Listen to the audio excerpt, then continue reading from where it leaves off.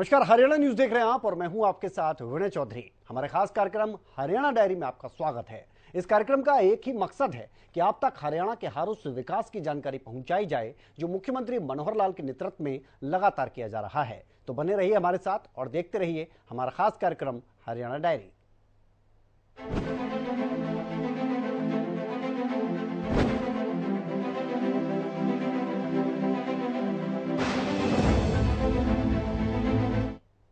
तो मुख्यमंत्री मनोहर लाल ने पीएम स्वामित्व योजनाओं के लाभार्थी से आपको बता दें ऑडियो कॉन्फ्रेंसिंग के माध्यम से संवाद किया है। लाभार्थियों से योजना को लेकर फीडबैक भी लिया और साथ ही योजना शुरू करने के बाद से अब तक जो भी परिणाम सामने आए हैं वो भी सभी को बताए।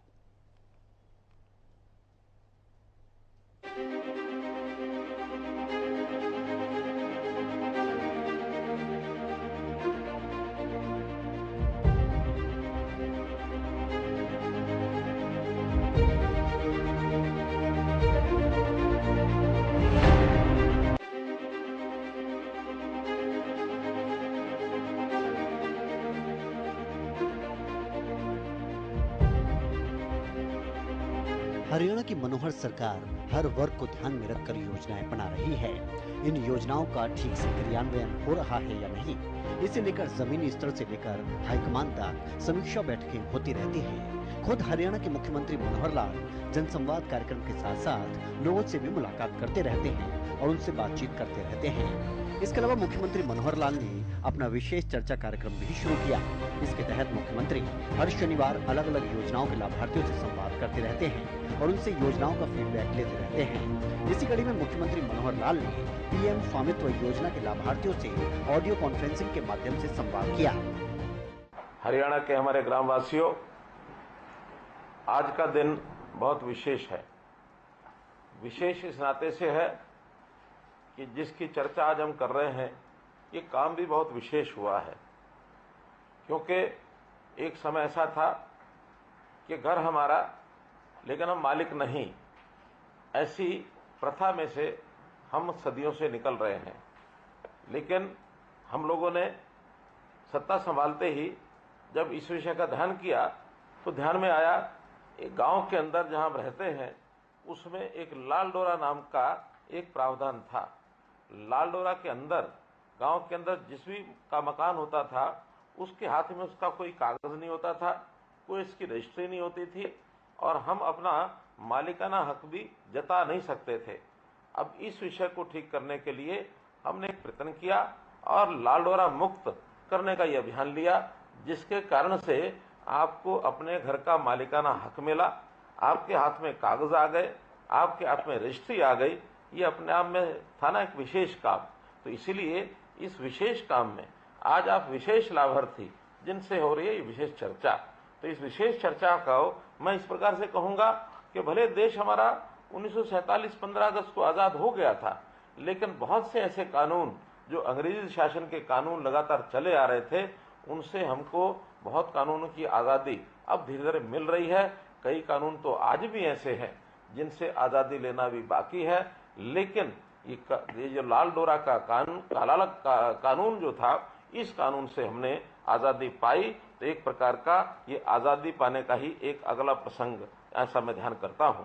मैं आपको बताना चाहूंगा कि हमने वर्ष 2019 में विधानसभा के चुनाव के दौरान अपने चुनावी घोषणा पत्र में ये वादा किया था कि हम लाल डोरा के अंदर जो भी मकान है लोगों के उनको उनका मालिकाना हक दिलाएंगे, उनको उनका प्रॉपर्टी रिकॉर्ड जो है वो दर्ज कराएंगे। और हमने ये जो दायित्व है इसको पूरा किया और जब इसके बाद 25 दिसंबर को इस वायदे को पूरा करने के लिए हम आगे बढ़े और हमने 26 जनवरी 2020 को जिला करनाल का गांव सिरसी, वहां से ये पहला कार्यक्रम ये लॉन्च किया और एक व्यक्ति को प्रधानमंत्री जी ने स्वयं उनके हाथ में रजिस्ट्री दी और प्रधानमंत्री जी को भी जब ये पता लगा कि हमने ऐसा कोई लाल डोरा मुक्त अभियान चलाया है तो उनको यह बहुत अच्छा लगा और उन्होंने अपने हाथ से इस योजना को स्वामित्व का नाम देकर के और सबसे पहला लाभार्थी सिरसी गांव का उनके हाथ में रजिस्ट्री दी। न केवल इतना ही किया बल्कि इस योजना को पूरे देश में लागू करने का भी एक प्रावधान उन्होंने बनाया। बहुत से प्रदेश इसको लागू कर चुके हैं। जब तक ये लागू नहीं था बहुत समस्याएं हमारे सामने आती थी। गांव के अंदर पड़ोसी पड़ोसी का झगड़ा होता था, हमारे प्लॉट और मकान की जो रजिस्ट्री नहीं होती थी, इसके कारण से मकान का कोई हम ऋण भी नहीं ले सकते थे। हम इस मालिकाना हक पर को जताने के लिए कई बार पड़ोसी से झगड़ बैठते थे, कभी परिवार के अंदर लड़ाई झगड़े होते थे। हमारे जो कोर्ट्स में जितने भी केस चलते हैं उनमें इसी प्रकार के जमीनों के झगड़े ये बहुत अधिक होते थे। कोई धोखे से कब्जा कर लेता था, कहीं कहीं तो हमें निशानदेही आदि के विषय को लेकर के भी पड़ोसी से भी कई बार झगड़ा होता, उससे बातचीत खत्म हो जाती थी, हमारा भाईचारा समाप्त हो जाता था। तो इस भाईचारे को समाप्त होते हुए देखते हुए हमें जो समस्याएं आई, तब इस योजना को जैसे हमने लागू किया, तो इस योजना के लागू करते ही सब चीजें एक योजना से ही एक झटके में समाप्त हो गई, झगड़े खत्म हो गए, मालिकाना मिल गया। तो इस प्रकार से एक लाभदायक ये योजना हमने इसको चालू किया है। मैं आपको बताना चाहूंगा कि 6,260 गांव हरियाणा के गांव हैं, जिसमें 25,17,000 ये प्रॉपर्टी कार्ड ये बनाने के लिए हमने उसकी निशानदेही करा करके अंतिम रूप दिया है। और अभी तक उनमें से 24,51,000 कार्ड धारकों को ये कार्ड मालिकों को ये कार्ड दिए भी जा चुके हैं, और इन सबको परिवार पहचान पत्र के साथ जोड़ा गया है। और इन कार्डों के वितरण के बाद अब हमारे राजस्व विभाग ने रजिस्ट्री करनी शुरू की है। 4,62,000 संपत्तियों की ये रजिस्ट्री अब तक हो चुकी है। तो इस प्रकार से इस काम को हमने अंजाम दिया है। और इसके अंदर लालडोरा के अंदर की भूमि और संपत्ति का रिकॉर्ड तो सही रहेगा, मालिकाना हक में भी कोई विवाद नहीं होगा, और हमें लोन भी मिल सकेगा। हम अपने घर को बेचते हैं तो उसका रेट भी, उसके दाम भी अच्छे मिलेंगे। तो ये सब विषय हुए हैं। हमें अगर इसकी फर्द लेनी होगी तो इस फर्द को भी ऑनलाइन हम ले पाएंगे। जमीन की फर्द को ऑनलाइन किया है, जिसको फर्द के लिए हमको पटवारी के, हमको तहसीलदार के चक्कर काटने पड़ते थे। अब न पटवारी के पास जाना होगा, न तहसीलदार के पास जाना होगा। एक क्लिक बटन CSC पर हम जाएंगे, फर्द ऑनलाइन ले लेंगे, तो उस फर्द का हम उपयोग कर पाएंगे। इसी प्रकार का शहरों में भी हमने प्रॉपर्टी जो है, उनकी संपत्ति जो है, वहां भी एक प्रॉपर्टी ID ये हमने बनाई है। और उस प्रॉपर्टी ID बनने के बाद शहर के वो सब नागरिक भी बहुत से विषयों से जो उनके झगड़े के कारण बनते थे, उन झगड़ों में से बच निकले हैं, और शहरों की प्रॉपर्टी के दाम भी उससे बढ़ गए हैं। हमने बहुत से और इस प्रकार के काम किए हैं जो हमारे सबके जीवन को सुखी जिन्होंने किया है।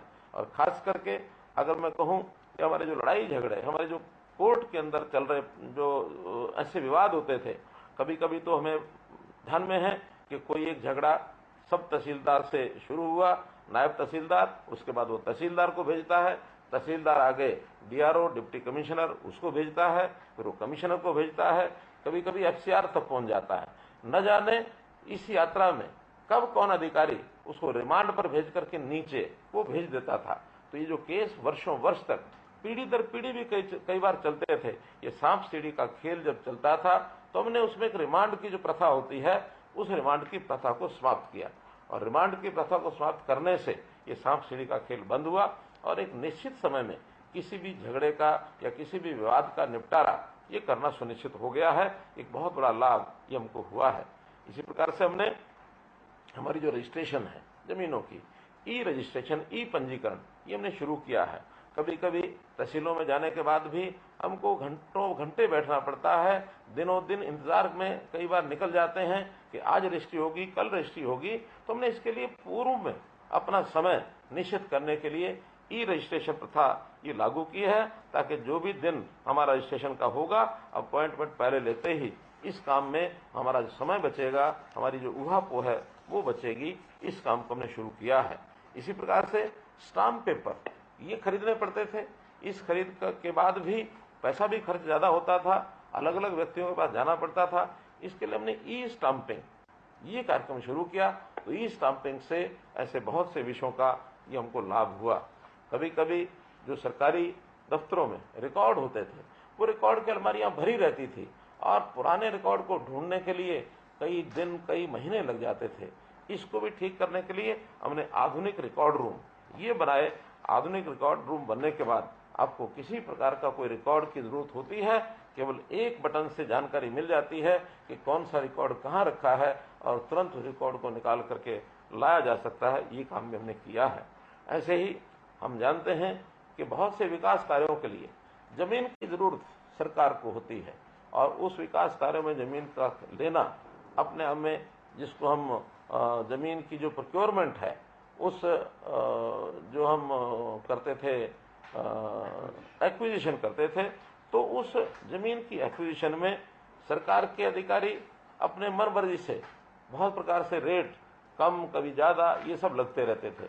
और जब हम कोर्ट में दावा करते हैं तो उसकी अनाउंसमेंट कोर्ट हमको देती है। हमें कई बार लगता है कि बहुत कम पैसा मिला है और जहां खरीदी जाती है वो विभाग कहते हैं हमको ज्यादा पैसा खर्च करना पड़ा है। तो ये झगड़े भी बहुत हमारे चले हैं, नीचे कोर्ट से लेकर के सुप्रीम कोर्ट तक, और इसके कारण से बहुत से विवाद ये बने हुए हैं। पुराने समय की जो रिक्वेजिशन की है हमने, एक्विजिशन की है, उस एक्विजिशन के आज भी कई विवाद कोर्ट्स में लंबित पड़े हैं। नई एक प्रथा शुरू की कि जमीन को सरकार को भी अगर खरीदना है, सरकार के किसी विभाग को खरीदना है, तो हमने ई भूमि पोर्टल ये शुरू किया कि ई भूमि पर किसी विभाग को चाहिए वो अपनी जरूरत बता सकते हैं, किसी किसान को, किसी भू मालिक को अपनी जमीन को बेचना है वो पंजीकरण करा सकते हैं। तो हम लोगों ने एक सरल तरीका अपनाया है और अभी तक आपको बताते हुए मुझे खुशी हो रही है कि लगभग 10,000 किसानों ने और 26,000 एकड़ भूमि इसका पंजीकरण करवाया है। बहुत सी जमीन को जरूरतमंदों ने खरीद भी लिया है, बहुत सी चीजें आगे भी चल रही हैं। इस प्रक्रिया को हम और तेजी से आगे बढ़ाएंगे ताकि सहमति से जमीन को बेचने वाला, खरीदने वाला सहमति से जमीन को बेच सके, खरीद सके। हमारे गांव में जो सरकारी काम होते हैं वो सरकारी काम के लिए सरपंच कहीं बैठता है, पटवारी कहीं बैठता है, कोई सरकारी अधिकारी आता तो कहीं और बैठता है। तब ध्यान में आया कि क्या जब प्रदेश सरकार का सचिवालय चल सकता है, जिले का सचिवालय चल सकता है, सब डिवीजन का सचिवालय चल सकता है, तो गांव का सचिवालय क्यों नहीं चल सकता। हमने ग्राम सचिवालय इसकी प्रथा शुरू की और ग्राम सचिवालय में एक स्थान पर वहीं पटवारी बैठेगा, वहीं हमारा सरपंच उसका ऑफिस होगा, वहीं कोई और बाहर से सरकारी अधिकारी आएगा तो वहां पर होगा, कोई कमरा होगा तो वहां हमारे जो अन्य संगठन है, महिला संगठन है, उनकी बैठक हो सकती है। कोई गांव में छोटा बड़ा बैंक है उसको वहां खोल सकते हैं, हमारा जो CSC सेंटर है उसको वहां से चलाया जा सकता है। क्या एक ही परिसर में गांव के लोगों को सभी सरकारी सुविधाएं ये नहीं मिल सकती? क्या मिल सकती हैं। इसलिए हमने ग्राम सचिवालय बनाए और आज मुझे बताते हुए खुशी हो रही है कि 1856 गांव में ग्राम सचिवालयों की ये जो स्थापना है की जा चुकी है, जहां ग्राम स्तरीय अधिकारी, कर्मचारी सब वहां बैठते हैं और अपना सरकारी काम बहुत अच्छे से वो करते हैं। ऐसे गांव के अंदर कनेक्टिविटी, आज हर गांव में मोबाइल की भी जरूरत है, हर गांव में इंटरनेट की जरूरत है, और इस इंटरनेट को और मोबाइल के लोगों को और खास करके सरकारी कामों के लिए हमने ऑप्टिकल फाइबर केबल ये बिछाई है और 5,953 ग्राम पंचायतों में आज वाईफाई हॉटस्पॉट ये भी लगाए जा चुके हैं, जिससे हमारी आज की ये जो सुविधाएं हैं इसको प्राप्त करने के लिए बहुत सहूलत हुई है। गांव का कोई भी व्यक्ति अपनी मांग को एक पोर्टल पर डाल करके सरकार तक पहुंचा सकता है। मुख्यमंत्री मनोहर लाल ने लाभार्थियों को इस योजना के फायदे गिनवाए और बताया कि कैसे लाल डोरा से मुक्त करने के साथ ही लोगों को उनका हक दिलवाया गया। साथ ही योजना के लाभार्थियों ने हरियाणा सरकार और मुख्यमंत्री मनोहर लाल का आभार व्यक्त किया।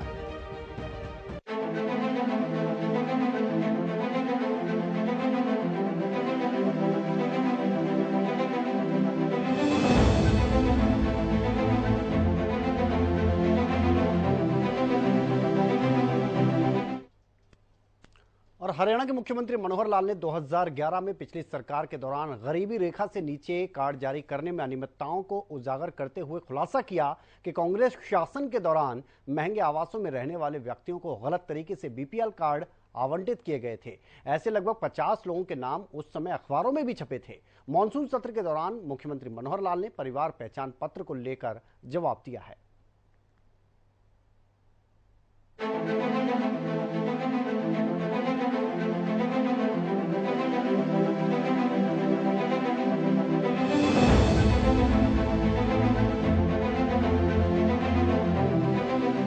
मुख्यमंत्री मनोहर लाल ने शुक्रवार को हरियाणा विधानसभा मानसून सत्र के पहले दिन विपक्ष के कुछ सदस्यों द्वारा उठाए गए परिवार पहचान पत्र से संबंधित मुद्दे का जवाब देते हुए कहा कि पिछली सरकार के दौरान महंगे आवासों में रहने वाले व्यक्तियों को गलत तरीके से बीपीएल कार्ड आवंटित किए गए थे। मुख्यमंत्री ने जनहित व पात्र लाभार्थियों को लाभ देने के लिए वर्तमान राज्य सरकार द्वारा उठाए गए सुधारात्मक उपायों की भी जानकारी दी। उन्होंने बताया कि वर्तमान राज्य सरकार के कार्यकाल में परिवार पहचान पत्र के डेटा के माध्यम से जनवरी 2023 माह के दौरान 12.5 लाख नए राशन कार्ड बनाए गए हैं। यदि कोई व्यक्ति गलत तरीके से लाभ ले रहा है तो उनका नाम काटने का भी प्रावधान सरकार ने दिया है। परिवार पहचान पत्र से संबंधित किसी भी विसंगति के संबंध में मुख्यमंत्री ने सदन को आश्वासन दिया कि संबंधित विभाग सक्रिय रूप से सुधार प्रक्रियाओं में लगा हुआ है। यदि किसी नागरिक के डेटा में कोई त्रुटि है तो वे आवेदन करके उसे ठीक करवा सकते हैं। पारदर्शिता और जवाबदेही के प्रति एक बार पुनः अपनी प्रतिबद्धता दोहराते हुए श्री मनोहर लाल ने आश्वासन दिया कि यदि परिवार पहचान अथॉरिटी से संबंधित नियमों को पहले सदन में पेश नहीं किया गया है तो इसी सत्र के आगामी 2 दिनों के भीतर नियमों को सदन में पेश किया जाए। उन्होंने कहा कि किसी भी अधिनियम के बाद नियम बनाना प्रशासकीय व विधान कार्य है। कांग्रेस के शासन के समय ऑन रिकॉर्ड डेट तो मैं अभी नहीं बता सकता, लेकिन रोहतक के 50 लोगों की लिस्ट अखबार में छपी जो बीपीएल का कार्ड बनवाए हुए थे। जब अखबार में छपी अगले दिन धड़ाधड़ इन लोगों ने बीपीएल कार्ड कटवाए। जिनकी कोठियां थी, जिनकी कारें थी, उन लोगों ने बीपीएल के कार्ड बनवाए। शर्मा नीचे इनको बताते हुए हमने तो आने के बाद 12.5 लाख नए राशन कार्ड बनाए। 12.5 लाख नए राशन कार्ड, और वो जनवरी 2023 में 12.5 लाख ऑन रिकॉर्ड है। लेकिन अगर कोई गलत ले रहा है उसके काटने का भी प्रावधान उसमें किया है। हाँ, आज भी अगर कुछ गलतियां हैं तो अप्लाई करके उसको ठीक करा सकते हैं, पूरा प्रावधान उसमें। अध्यक्ष महोदय, मैं विश्वास दिलाता हूं सदन को कि इसी सेशन के जो अगले 2 दिन हैं उसमें सारे रूल्स ले डाउन कर देंगे।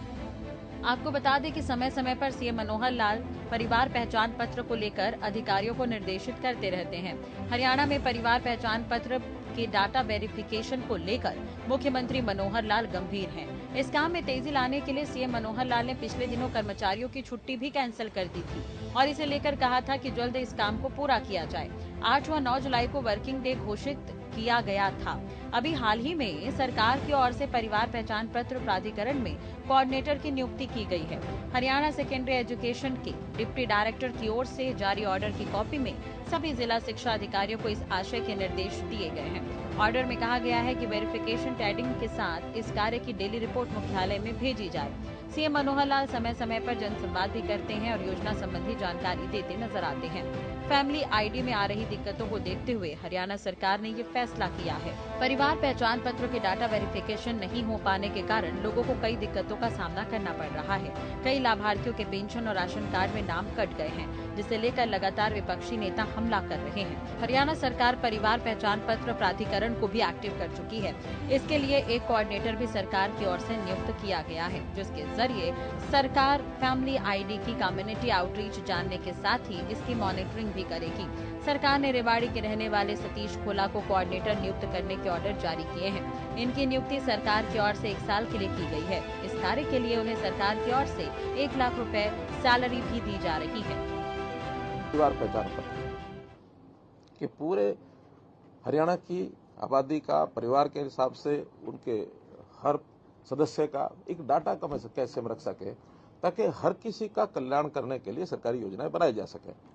चाहे वो छोटे बच्चे 0 से 5 साल के हैं, चाहे 5 से 18 स्कूल गोइंग चिल्ड्रन हैं, चाहे 18 से 25 हायर एजुकेशन का लेवल है, चाहे 25 से 60 उनको एम्प्लॉयमेंट के नाते से उनकी अपनी आजीविका परिवार चलाने के नाते से है, और चाहे 60 साल के बाद आयु के लोग हैं जिनको अपनी एक सोशल सिक्योरिटी चाहिए, वो भी हमने अलग से उसके ऊपर ध्यान दिया है।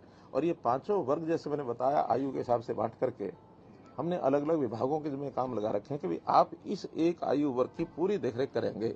आज के आवश्यकता के हिसाब से आज के तरीकों से इसको 5 हिस्सों में बांट दिया है और उसी में हर विभाग का काम WCD 0 से 5 साल, 5 से 18 स्कूल एजुकेशन, 18 से 25 हायर एजुकेशन, 25 से 60 एम्प्लॉयमेंट के बाद 60 के ऊपर सोशल जस्टिस डिपार्टमेंट। तो एक प्रकार के सारे काम उनके माध्यम से किए जाएंगे। कोई भी व्यक्ति समाज का ऐसा न बचे जिसको कोई तकलीफ है और उसकी हमारी योजना नहीं बनी उस तकलीफ को दूर करने के लिए। तो यथासंभव हर नागरिक की चिंता करना, ये हम इस परिवार पहचान पत्र का जो एक हिसाब किताब है इसके माध्यम से करेंगे। काफी शुरू हो गया है, काफी आगे बढ़ेंगे। व्यक्ति अच्छा पैसा कमा रहा है और उसको छुपा करके और सरकार की योजना का लाभ ले रहा है, तो वो ले रहा है, इसका इनडायरेक्टली असर क्या जा रहा है कि जिसको मिलना चाहिए उसको नहीं मिल रहा है। किसी का हिस्सा मारेगा खुद लेगा। तो ये चीजें हमको एक उसकी उद्देश्य अल्टीमेटली तो ये है ही है कि पात्र व्यक्ति योजनाओं का लाभ ले, अपात्र व्यक्ति न ले। वेरिफिकेशन जो चल रही है इनकम की वो ठीक से हो रही है, कहीं दिक्कत नहीं है। मैंने, क्योंकि अब लिखने में तो जो मर्जी लिखा दे, सेल्फ डिक्लेयर्ड है। एक परिवार ने लिखा है कि उसकी 96,000 रुपया साल की इनकम है। अब वो 96 इसलिए विश्वसनीय आंकड़ा बन जाता है। कई बार वो बाटा वाले 4 रुपये 95 पैसे 32 रुपये 95 पैसे लिखते, तो उन्होंने लिखा 96,000 रुपये इनकम है। अब संयोग से कभी कभी मैं फोन कर लेता हूँ, अब उसके सामने लिखा हुआ क्या है कि सेंट्रल गवर्नमेंट एम्प्लॉय। माथा ठनका भी सेंट्रल गवर्नमेंट एम्प्लॉय 96,000 का मतलब क्या? मैंने उठा करके जो टेलीफोन नंबर लिखा उस व्यक्ति का उसको फोन मार दिया। कौन बोल रहे हैं? नाम पूछ लिया कि हम बोल रहा हूँ। आप कौन बोल रहे हैं? मैं कहा मैं सीएम ऑफिस से उनका आदमी बोल रहा हूँ। मैंने कहा क्या करते हैं? कि जी मैं सीआरपीएफ में हूँ। सीआरपीएफ में हूँ तो कहाँ ड्यूटी है आज? अभी कहाँ से बोल रहे हैं? कि मैं घर आया हुआ हूँ, छुट्टी हूँ। मैंने कहा आपका परिवार पहचान पत्र बन गया? कि नहीं, मेरा आधार कार्ड तो बना हुआ है। परिवार पहचान पत्र में तो डाटा मेरे पास था सारा, उसके परिवार के सदस्य ये हैं, वो है, सारा वो सेंट्रल गवर्नमेंट एम्प्लॉई है। लगता है कि किसी परिवार के दूसरे सदस्य ने बनवा दिया, उसको पता ही नहीं है। मैंने कहा तुम्हारी सैलरी कितनी है? कि जी 60,000 रुपये महीना। अब 7,20,000 रुपये उसकी सैलरी है साल की। अब ऐसी ऐसी चीजें हैं ध्यान में आती हैं। तो अब वो धीरे धीरे डाटा जो है गोल्डन हो रहा है। पहचान पत्र की मैं बात करूंगा, ये एक ऐसा यूनिक कार्यक्रम जो सारे देश में हमने फैमिली आईडी का शुरू किया, सारे प्रदेश में। अभी तक व्यक्ति की पहचान आधार कार्ड से होती थी, लेकिन अब परिवार की पहचान फैमिली आईडी से होने लगी है। और जब हमने शुरू किया है तो इसको केंद्र सरकार ने भी बहुत बारीकी से अध्ययन करते हैं सब, उन्होंने इसको अपनाने का अपना संकल्प तय कर लिया है कि फैमिली आईडी के पायलट प्रोजेक्ट शुरू कराएं। एक पत्र निकला है, कुछ प्रदेशों के चीफ सेक्रेटरीज को कहा गया है कि इस फैमिली आईडी का अध्ययन करके एक पायलट प्रोजेक्ट का शुरू करना चाहिए। और मैं समझता हूं कि इसमें जो सरकारी योजनाएं, सहायता, जितनी भी सेवाएं हैं, वो इस फैमिली आईडी के साथ, रजिस्ट्रेशन के साथ योग्य व्यक्ति को, पात्र व्यक्ति को पहुंच जाएंगी। अपात्र व्यक्ति उससे पीछे रहना पड़ेगा, उसको वो आगे ले नहीं सकता। कई बार व्यक्ति डबल फायदे भी ले जाते हैं। सरकारी योजनाओं में तो कई बार चेक नहीं होते, लेकिन इससे एक चेक लगेगा कि एक व्यक्ति एक योजना का लाभ एक व्यक्ति एक ही बार ले पाएगा। भ्रष्टाचार बहुत रुकेगा, फंड्स की प्रिफरेंस है वो कम होगी। तो एक यूनिक हमारा ये कार्यक्रम है जिसको हमने आगे बढ़ाया है। और आगे से जो सरकारी योजनाएं हैं धीरे धीरे हम प्रयत्न कर रहे हैं कि वो सब उसी परिवार को मिलेंगी जो परिवार पहचान पत्र में रजिस्टर्ड है। बहुत लोग ऐसे भी कहते हैं कि हमको सरकारी योजनाओं की कोई आवश्यकता नहीं है, हमारे अपने संपन्न परिवार होने के नाते ऐसे सारी स्कीमें अपने आप हम अपना काम चला सकते हैं। और इसमें मैंडेटरी नहीं है परिवार पहचान पत्र, हमने छूट दी है, जिसको बनवाना बनवाएगा, जिसको नहीं बनवाना नहीं बनवाएगा। लेकिन ये शर्त तो हम लगा ही सकते हैं कि जिसको सरकार की योजनाओं का लाभ लेना है वो परिवार पहचान पत्र अवश्य बनवाएगा। तो इस नाते से हम आगे बढ़ रहे हैं। मेरा परिवार मेरी पहचान, उसी को आगे बढ़ाते हुए मेरा परिवार समृद्ध परिवार, इस नाते से प्रदेश भर के सभी परिवारों का डाटा हम लोग एकत्र करके उनको परिवार पहचान पत्र के नाते से कार्ड उपलब्ध कराएंगे, जिसमें सरकारी योजनाएं, चाहे वो केंद्र सरकार की हो अथवा प्रदेश सरकार की हो, उनको बिना किसी विघ्न के हर परिवार को पहुंचे, इसका ये उद्देश्य है। फैमिली आईडी में रजिस्ट्रेशन डाटा भी आपको बता देते हैं। हरियाणा में अब तक परिवार पहचान पत्र पर 72 लाख के करीब परिवार रजिस्ट्रेशन हुआ है। इनमें से 68 लाख के करीब परिवारों का डेटा सरकार द्वारा वेरीफाई किया गया है। कुल 2,83,00,000 के करीब लोगों का डेटा अब सरकार के पास उपलब्ध है। इस डेटा के अनुसार राज्य में अनुसूचित जाति के परिवारों की संख्या 13,68,365 है। आज की कुल आबादी 58,61,000 से ज्यादा है। इसी तरह से पिछड़ा वर्ग ए के 11,23,352 परिवार इसमें शामिल हैं। इनकी जनसंख्या 47,93,312 बनती है। सरकार के प्रयासों से ही ये संभव हो सका है। परिवार पहचान पत्र के माध्यम से आम जनता को लाभ मिल रहा है और सरकार भी इसके प्रयासरत है। मुख्यमंत्री खुद इस योजनाओं की मॉनिटरिंग कर रहे हैं। समय समय पर मुख्यमंत्री मनोहर लाल जनसंवाद भी करते हैं, योजना संबंधी जानकारी देते हैं। इसके अलावा लाभार्थियों से फीडबैक भी लेते हैं, जिसका असर साफ नजर आता है। तो मुख्यमंत्री मनोहर लाल के कुशल नेतृत्व में हरियाणा प्रदेश लगातार विकास की ओर अग्रसर है और ऐसे में हरियाणा का हर वर्ग सरकार के कार्यों से काफी संतुष्ट नजर आ रहा है, ऐसा सरकार का दावा है। हरियाणा सरकार का एक ही मकसद है कि प्रदेश के अंतिम व्यक्ति का भी विकास किया जा सके। फिलहाल हमारे खास कार्यक्रम हरियाणा डायरी में आज के लिए इतना ही। एक ब्रेक के लिए रुक रहे हैं, जल्द लौटते हैं।